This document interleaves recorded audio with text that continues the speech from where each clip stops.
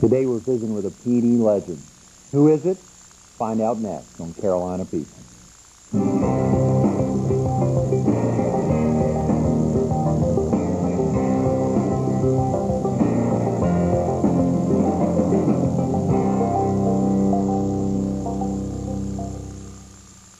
Good morning. Welcome to Carolina People. Today we're in Pimmonsville, South Carolina at the Fox 43 studios. We're focused on a legend here in the PD, Ed Young, a devoted husband, father, and grandfather, a successful businessman, former congressman, and World War II veteran. He played a vital role in shaping the PD region of South Carolina and the nation. He has given himself to his country and community and continues to do so as a Sunday school teacher at the Ebenezer Baptist Church, where he taught Sunday school for over 50 years. Ed, thanks so much for giving us the opportunity to spotlight your life. Thank you, Greg, and I don't know about that legend business. I'm just a poor dirt farmer. Well, I know, and that shows oftentimes in talking to you. That's the great impression, the ability to be a legend, but at the same time on everyone else's level. It's important to recognize that. A few months ago, we highlighted you in a similar setup out at Francis Marion University. We were out there spotlighting the Northeastern Strategic Alliance and DHEC, events going on in the PD. It had a chance to review a heck of a lot of things in your life and wanted to go over those again. It's tough to let 3 months pass and not get you back on. You're instrumental in helping me and Fox 43's expansion into the PD, having set the stage for us for Fox to really enter the market, and then later for Fox 43 to enter the market. So you're surely much of the reason why Fox 43 has been a great success. Are you originally from the PD area, Ed? Yeah, I live in the same house that I was born in, and my father lived there, and my father's father lived there. So I'm the third generation in that house. You're the third generation? Third generation. And you've lived there as a husband, a father, and a grandfather. And that's right. Wow. How long have you been married, Ed? I think 54 years. I tell people we've been married 102 years, but my wife said it just seems like it. I think when you walked in today, you pointed out something you had a little... I have a cut on my lip, and I said my wife kissed me and bit me. After 54 years of marriage, I'm sure she thought of that. Is your wife originally from the Florence area? No, she was from Gray Court, which is up part of the state, right out of Lawrence. And you all met up there? No, when I came back from the war, World War II, she was teaching here, and I met her. Mm-hmm. Do you have any children, Ed? Yes, we have 4 daughters, and I made my wife dean of women and quit. And that was a good time to quit. You've got 4 amazing daughters. I know I've met one of them. He lives in Myrtle, Harriet Charles. I don't know where the other 3 are. Do they reside in the area? Well, Claudia, our oldest daughter, is a pediatric anesthesiologist in operating and teaching at Emory. Second daughter is Harriet, lives at the beach. Our third daughter will get her MBA shortly in Pepperdine University in California. And our 4th daughter lives in Greenville. She finished at Clemson and works for IBM, but she has 2 children, and she's full-time with them. Mm-hmm. So you've got some grandchildren. We have 7 grandchildren. 7? And we certainly do enjoy them. I know you do. I remember in talking to one of your daughters, Harriet Charles, she was talking about one of your granddaughters had been over in Paris or overseas this summer and had come back, and the first thing she wanted to do was bring her friends over to the farm to come visit you and your wife and to spend some time up here. And then I think Austin, your another grandson who lives at the beach, had been up here this summer, and his mom had said that he planned on being up here just a couple of days. And she called late in the week and said, Austin, I need you home. And obviously he was having too much fun up here with his grandparents. Yes, he's a wonderful boy. All our grandchildren are wonderful, and Austin enjoys walking around the farm. He had a BB gun, and so he was trying that out on the birds. Oh, I bet. Ed, what's the greatest part about being a grandparent? I think grandchildren were properly named, Greg. They are grand. They are just such a joy. and you see the vibrancy in their lives and their goals and ambitions, and it's just a joy to watch them grow up. You get to visit with your 7 often? As often as I can. As often as I can. Mm-hmm. And obviously a couple of them are here, a couple of them are in the a couple of them are down at the beach, a couple of them are in the upstate, Right. And then the other 3 are... Well, Harriet has 3, 2 of them in Atlanta, Mm-hmm. and Claudia has 2 in Atlanta. Oh, that's right. Harriet has 3. Forgive me. That's right. Exactly right. Yeah. How about, real quick, can we segue into the teaching in Sunday school?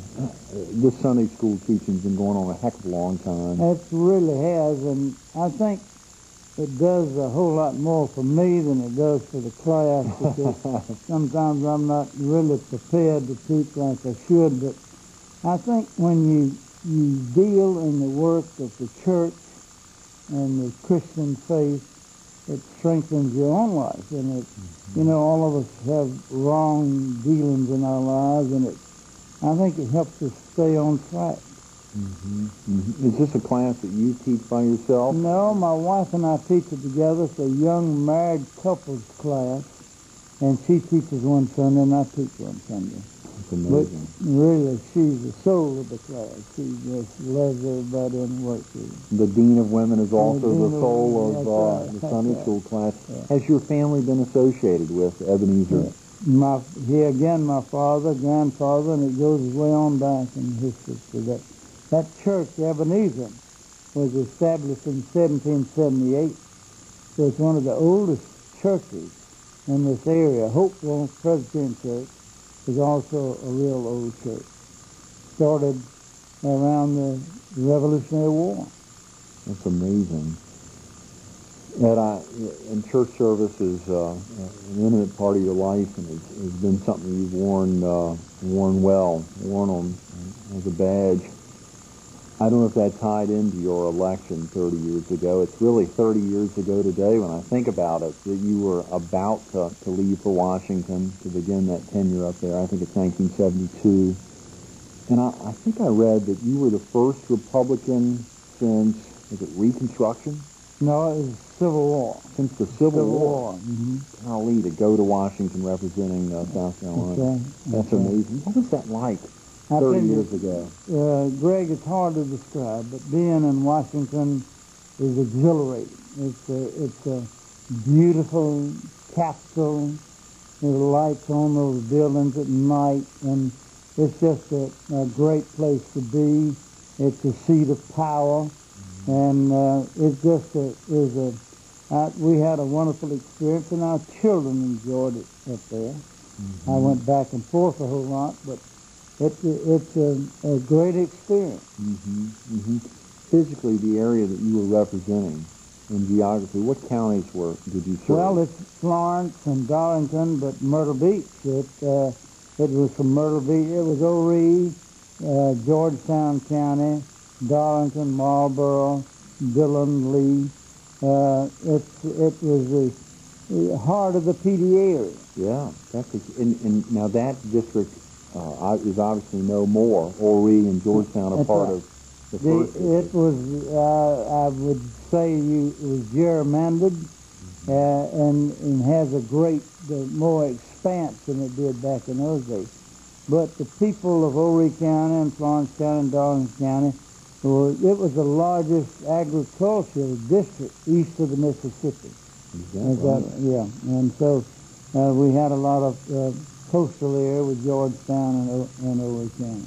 What was that like being an agricultural person yourself and having grown up on a farm and knowing agriculture so well, but also representing constituents who were coastal? Of course, at that time, I guess Horry County had a heck of a lot of, and still does, agricultural importance, even down as we got closer to the beach. Yeah. But Georgetown County, does it have that similar? Yes, it does. Georgetown County has a lot of agricultural interest, and the Pleasant Hill area, a lot of that good farming communities in there. Mm-hmm. So when you spoke as a farmer, you weren't just a farmer from Florence. You were a farmer, really. That's right. And I love farming. I'm not very good at it, but I do love it. And I guess I'm obsessed with it. But I think farming is a great occupation. I understand you held office prior to being elected to represent Florence in the U.S. Congress. That's right. In 58 and 59 and 60, I was in the House of Representatives in Florence County in Columbia. So you actually, there's another guest we'll have on this week, the former Chief Justice of the South Carolina Supreme Court, David Harwell, who I think went on at the House of Representatives in 62 and served for 11 years prior to becoming a circuit judge. I think at that time there were, how many representatives served in the Florence area? There were five members of the House from Florence County. Okay. And David went on to be the Chief Justice of the South Carolina Supreme Court. But he grew up as well on the farm, and Jimmy, his brother, still farms in that area. That's right. Well, we can't wait to hear at the Columns. And talk about that at the Columns. That's right. Columns, yeah. And I think when I was coming over this morning to get ready for your interview, I think I passed over the David Walker Harwell Bridge that separates Marion and Florence County. There is also an Edward Lund Young bridge, I believe, or an intersection on I-95 in there now. Yeah, it's Congressman Ed Young. That's what the sign says anyway. Congressman Ed Young. It's an intersection? It's an intersection. Where I-95 meets 76. That's right.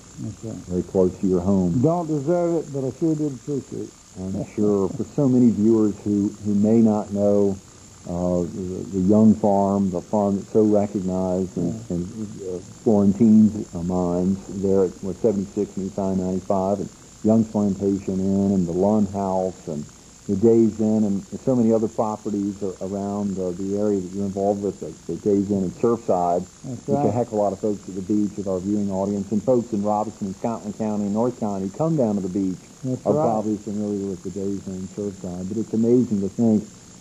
I want to give the viewers an opportunity to hear about your service in Congress a little more, and particularly some of your involvement, which had a dramatic impact on the beach in helping to keep some funds coming towards the air base. Can we talk about that in a second? Yeah. Great. Stay tuned to more Carolina People coming up in a second.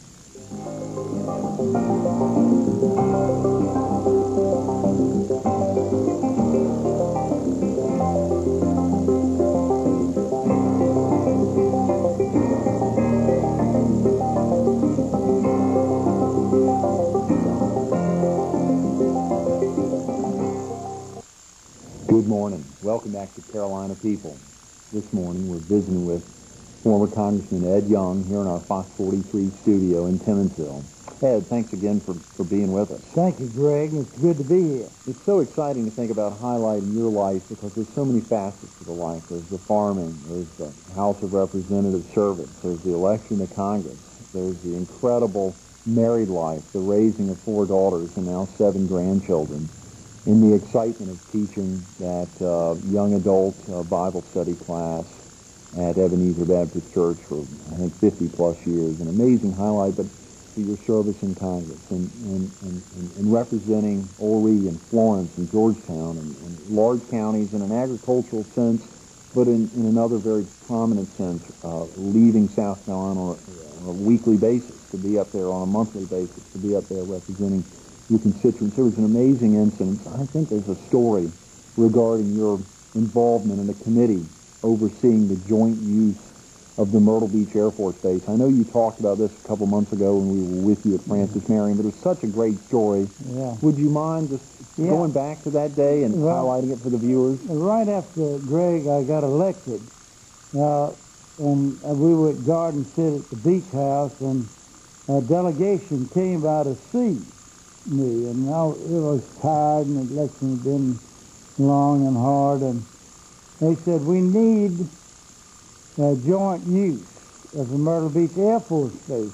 If we're going to bring golfers into Myrtle Beach, we can't land at the Grand Strand Airport, which is smaller, and we need the longer runways to bring in jets. And I was all fired up, and I went to Washington and went to the Pentagon and said, you know, Charleston has joint use. Why can't Myrtle Beach? And this 3-star general came to my office and I'd never seen a three-star general. He had all these ribbons on, and he said, Congressman, we fire live ammunition out in the Atlantic Ocean. And if a pilot forgets to turn his gun switches off and shoots into a commercial airline, or if a bomb rack doesn't release properly, and he has a bomb that it didn't go off in the ocean, we're military, we can put up with that, but if it slides up on an airline, or if we have a rocket that misfires out in the ocean, and it jaws, and when he lands and shoots in the airline, I could see blood all over the runway. And so I went to Senator Thurman, and I said, Senator, I'm having trouble with the military. Senator said we'll have a meeting in my office. And the day I went there, his office was filled up with people. I mean, there was a delegation from Myrtle Beach, there's people all over his office. And he sort of cleared his throat. He said, gentlemen, I think the military ought to share Myrtle Beach Air Force Base with the commercial airline. And this three-star general stood up and said, yes, sir, Senator, I agree with you. I have to now begin to see how Washington works, you know. You're there a long time on Armed Services Committee, and so it happened. But there was a fellow from the Federal Aviation Authority right in front of us, Stephen Keir, said, Senator, it'll take us some time to put the commercial people in the tower. And the senator said, you just teach school. Said, can you go today? He said, no, sir. Can you go tomorrow? He said, yes, sir. Day after tomorrow? Yes, sir.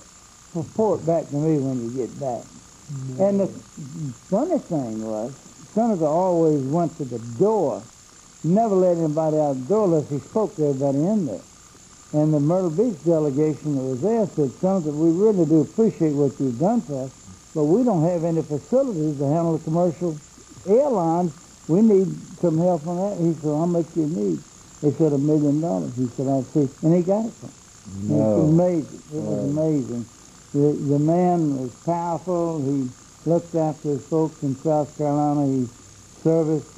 He's 100 years old, but he's truly a great man. And been a service. And I don't see anybody breaking that record that he set some 48 years in the country. That is amazing. And no, we will never see it again. Yeah. No, we will never see it again. And I'm sure that experience of going up there in 72 and having the opportunity to help bring things to his attention that he may not have even known about. To have the Myrtle Beach delegation talk to you and help position that. Yeah. So many folks think that the Low Country, Charleston, or the Midlands, or the Upcountry are getting the bulk of the funds, and that Horry County and the PD are sending all this money to Columbia but not getting anything back. Yeah. Well, because of men like yourself and other congressmen, and I think we will continue to see that in elections in the House and the Senate, where you've got, you remember that same week we had you back in September, there was Senator Hugh Leatherman there. Yeah. Senator Leatherman's done a heck of a lot to build up the recognition that Florence... And you know, Senator Leatherman, we've never had a man, he's the most powerful man in the state. He's chairman of the Senate Finance Committee. And we've never had anybody like that from the PD. He has a seniority and chairman of that finance committee, and he has done and will do a lot for this area. Very definitely. There was, and not to go back to highlighting guests on Carolina People, but the first week of December, we had on a Tuesday Senator Glenn McConnell, who came in to talk about the Hundley Commission and his activities with the Hundley, and talking about an amazing interview, and someone who's committed to state service, who's been Senate pro tem for a couple of years, but has been a state senator since 1980. That involvement of service to others helped open up the opportunity to get involved with the Hundley, bring it up, and serve now the entire world. Charleston is a beacon, and having the Hundley there has just been a magnificent thing. And so we want to think about some of these incredible guests, yourself and Senator Leatherman and McConnell, and these folks that have really helped highlight Carolina People and bring the PD and the Strand out to the rest of the state. Hopefully we continue to do that. You talked about the air base. You talked about planes coming in. You've had an amazing career with planes. Much of your life, I think, early back in late '96 and early '97 when we were constructing my tower over in between Mullins and Nichols. Right. I think I remember hearing from Hal Coker, one of your right-hand man there at Young Brothers, about you flying over and checking on the construction of our tower. What's that been like, being a pilot? Of course, I had the experience in World War II flying fighters, but I have a Cessna, which is a 182. It's a small plane. It has 4 seats in it. And I tell my wife it must be a sin because I love flying so good. And I fly. I've flown to California. I've flown to the Bahamas. I just enjoy flying. And I have a GPS in there, a moving map. Right. And so if I'd have had that in World War II, I wouldn't have stayed lost all the time. All those waves look just alike. You're a recognized veteran many times over, and I guess being lost was a good thing for you. That's right. And probably just as well you didn't have it. What about how often are you still flying, Ed? Well, I fly every chance I get. I fly to Clemson with football games up there, and it avoids a lot of traffic that way. When you're flying over the PD, and you're able to look down and think about all your years in farming, your years in service to the community and into your state, seeing some of the growth, seeing I-95 and I-20 help explode the area, what is that like for a man who knows his dad and his grandfather, and everyone's been here, and then he's raised his 4 daughters here and had a magnificent marital life here? What's that like, seeing that? Well, I think flying, you move into a different world. It's so different from being on the ground. You see the rivers as they move through the little PD, the big PD. You fly over the ocean. You see the beauty of the ocean. It's just so different. And you see the farmland. You see the crops unfold before you. It's just exciting to me. I bet. I can't imagine. I'm sitting here kind of mesmerized. I hear you talking about it. I'm kind of wandering off and hate to think I have more questions to ask. Because the excitement there, it's kind of like hearing McConnell talking about the Hunley being raised, and that day in August 2000, all of Charleston will remember what they were doing when the Hunley when she came back up, as you said. In that same instance, when you talk about flying over the ocean or the rivers, and seeing the crops unfold. Yeah. Those are words that I think that'll be emblazoned in my mind for a long time. How about flying over an area where I-95 meets I-20? I think you were instrumental in helping that area flourish, the Florence Civic Center. You've had your hand in that, getting it going and making it strong. Yeah. What's that been like? Well, we've often told the story. The reason it's called the Civic Center is because we couldn't spell Coliseum. But the group that I'm in, the Byrd Group, gave the land, but I give the credit for the building of that, the city council that we had then and the county council, they did it, and there was a lot of money to build it. But, Greg, there was no place to hold a high school graduation big enough. There was no place for the McLeod people to meet because they didn't have enough room. The Civic Center has provided that. It brings hockey to town. It brings the circus to town. It brings a lot of meetings that they can be held. And it's something that our community can be proud of. Very definitely. I hate to tell you, we've got 3 minutes to talk about something that's been incredibly intimate in your life, besides your wife and your children and so much else, agriculture and farming. Have you farmed your entire life? Yes. Mm-hmm. And more or less. I'm successful sometimes and not successful sometimes. Is there a primary crop? Yes, we're growing about 500 acres of cotton now, and we have about 60 acres of tobacco. We grow wheat and corn and oats, and we have beef cattle. We have Red Angus beef cattle as well. And it's just exciting to see things grow. You speak of cattle, beef cattle. I think your son-in-law mentioned to me there's a picture in your farmhouse of you at a very young age as a youngster next to a cow, and that your father had won some award related to that cow. Well, that cow was Sensation McCarter's Millie. She was a world champion, and the reason was she milked 3 pounds of butter a day for a year. And Herbert Hoover, when he was chairman of the Food for Peace for the World, came by to see that cow. And it was a very famous cow. It was a Jersey cow. And in fact, I milked cows for 10 years. And so 10 years? 10 years, and I mean, when I came back from the service, and with my ribbons and my things on my shoulder and my wings, and started cleaning out the gutters behind the cows, that was a real mental readjustment time for me. I bet. And something that probably brought you back to reality. That's right. It brought you back real quick to reality. I'm sure. How has farming changed since you began? Well, you know, we used to do a lot of things with mules and plows, and now we have tractors that run through the field that replaces 20 or 30 people. We have cotton pickers that pick. We just finished combining soybeans today, and it's really changed the whole lot. Ed, I so badly want to talk to you about the boll weevil problem in the 60s. We don't have any time. I wanted to ask you if there was one name of any person in particular.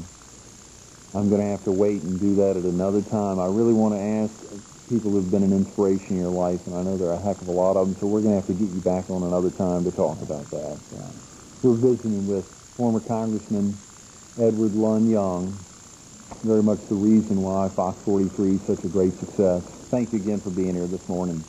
Thank you, Greg. Stay tuned to more Carolina People coming up next.